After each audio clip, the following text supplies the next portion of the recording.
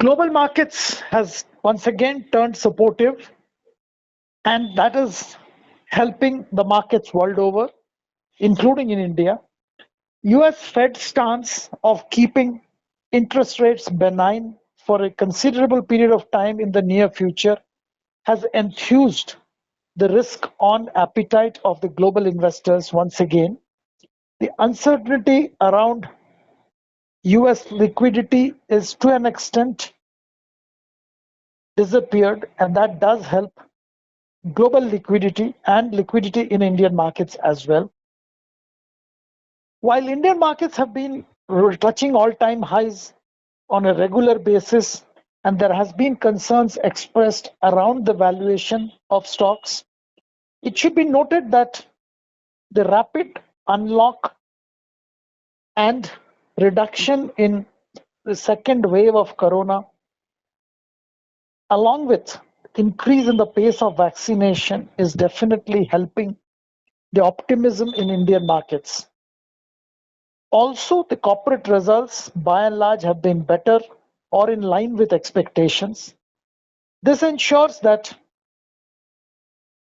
the valuation gap keeps reducing and stocks start becoming once again attractive. So beyond the PSU basket, beyond the BFSI space, which were beaten down and not moved up reasonably, there are still opportunities in other pockets like infrastructure, construction, cement, house building equipments, and related spaces. Investors having a long-term view or an investment horizon of at least 1 year can still pick construction, infrastructure, cement, and building material companies. We have been recommending Larsen Toubro for investors for picking up for their portfolio at current levels. We believe that it does continue to remain very attractive. We also believe that Indian IT and pharma is undergoing a multi-year re-rating. Acquisition of good quality IT and pharma stocks should yield good dividend for the investors over a period of time.